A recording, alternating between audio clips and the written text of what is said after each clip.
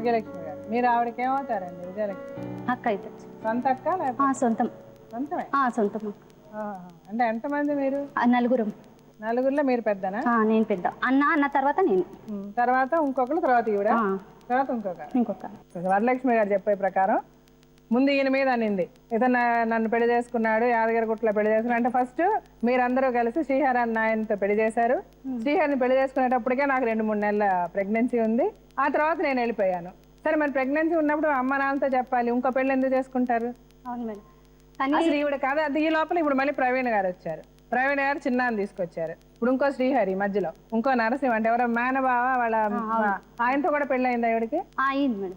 సరే, ఇప్పుడు మీకు తెలిసిన ఈవిడ కథ మీరు చెప్పండి నాకు. సరైన నిజమైన కథ అంటే సీరియస్ గా తీసుకొని నిజాలు దయచేసి మీరు మాట్లాడితే ఏమన్నా ఆమెకు సహాయం చేయగలవా లేదా అన్నది నేను చెప్తాను. మీకు తెలిసిన ఆవిడ కథ చెప్పండి. తనకు పెళ్లి చేసినప్పుడు ఆ అబ్బాయికి ఇచ్చి చేసినాం. వాళ్ళు చేసుకొని వచ్చిర్రు మా ఇంటికి. ఎవరు? చిన్న చేసుకొని నైట్ మా ఇంటికి వస్తే మేము మెలుగొట్టుకోకుండా ఇంట్లోనే పెట్టినాం. పెట్టి తర్వాత ఉదయం లేచి మాట్లాడినాక ఆయన అన్నాడు, మేము ఉంటాం ఇక్కడనే, మంచిగా పని చేసుకుంటుంటాం అంటే కొన్ని రోజులు చేసిరు. అట్లా చేశాక తర్వాత ఆయన ఏమన్నాడంటే, కొంచెం డ్యూటీకి నాకు దూరం అవుతుంది, వద్దు నేను మా అమ్మ వాళ్ళ ఇంటి కాడ ఉంటా, ఎందుకంటే మా అమ్మకు కూడా కొంచెం మంచిగా ఉంటది, ముంగట ఉంటే ఆమె కూడా మారచ్చు అని ఆ అబ్బాయి అన్ని తీసుకోయింది. సరే, మీరు మంచిగా ఉంటే నాకు చాలా అని నేను చెప్పిన తర్వాత ఇంకేమైందో నాకు తెలియదు మేడం. నేను అక్కడ ఉంటా, వీళ్ళు ఇక్కడ ఉంటారు, నాకేమైందో తెలియదు. తర్వాత వీళ్ళు విడిపోతారు అంటే మేము వచ్చే వరకే మా అమ్మ వాళ్ళు నాన్న రాసుకురు, పేపర్లు రాసుకొని. నేను అడుగుతున్నా, ఎందుకు ఒకళ్ళ జీవితం కలపాలని చూడాలి కానీ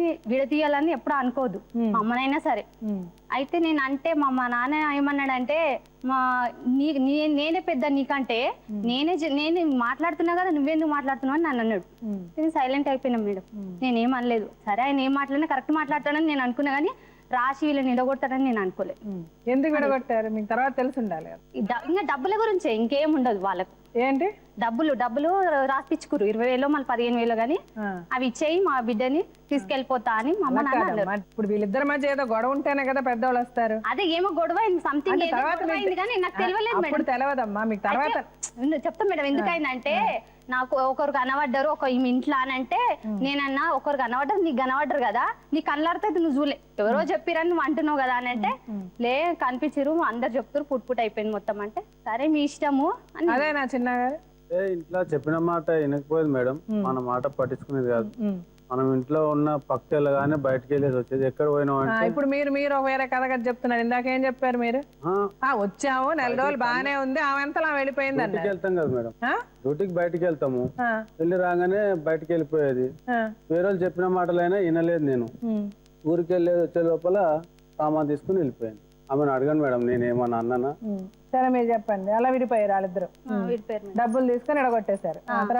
తర్వాత నెక్స్ట్ ఈయన లవ్ చేశానని చెప్పాడు మేడం. ఎవరు? ఈయన ప్రవీణ్.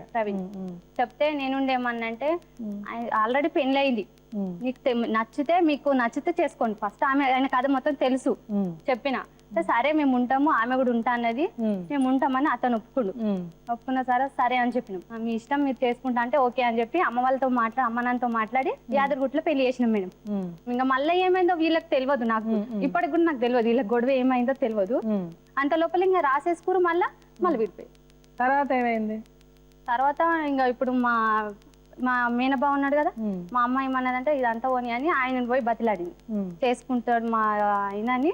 ఆయన పోయి బతలాడితే మా అమ్మ ఇక ఒప్పుకో, సరే చేసుకుంటే మంచిగా ఉంటది కదా, ఒక ఇంటికి అయిపోతా అని ఆమె వాళ్ళ అన్న బాబుకి మాట్లాడినాక తర్వాత సరే అని వాళ్ళే చేసిరు మేడం. నేను కూడా పోలేదు. ఇక వీడికే నేను లాస్ట్ అయిపోయింది. ఇంకా ఎందుకంటే తను నేను చెప్పిన మాట వినలేదు. మంచిగా ఉంటారని ఒకసారి వాళ్ళే వచ్చిరు, సరే హెల్ప్ చేసిన. ఇంకోసారి నేను చేసిందేమో పెళ్లి, నేను అమ్మ నాన్న అందరం చేసినప్పుడన్నా మంచిగా లేదు, అట్లా అయిపోయింది. ఇంకా నేను పట్టించుకోలేదు మేడం. నాకు ఆమె బిహేవియర్ నాకు నచ్చలేదు. నేను ఇంకా అప్పటి నుంచి మేము దూరమే ఉన్నాం చూడు మేడం. ఎక్కువ ఏం మాట్లాడలేదు, ఎక్కువ ఏం చేయలేదు, అంతే. తర్వాత 3వ పెళ్లి మీ మేనభావం చేశారు. చేశాక ఇంకా ఆయనతో కూడా ఇట్లనే విడిపోయింది. తర్వాత మాకు తెలిసింది ఇట్లా విడిపోయింది సంగతి. అప్పుడు కూడా రాసుకురు మేడం వాళ్ళు. నేను అమ్మ నాన్నకి చెప్పిన, ఎన్ని అని రాసుకుంటారు ఇట్లా మీరు రాసుకుంటా పోతుండేది, ఇంకా ఆమె చేసుకుంటా పోతుంటది, ఎన్ని అని చేసుకుంటారు, ఏంది అసలు ఆడామేనా నేను అడిగితే మా నాన్న ఏముండేమన్నాడంటే నువ్వు మాట్లాడకన్నాను.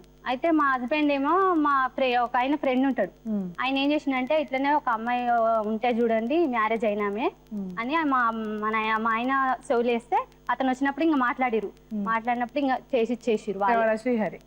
అది 4వది చేసిచ్చాక మళ్ళీ ఇప్పుడు ఇంకా అది విడిపోయినాక ఇప్పుడు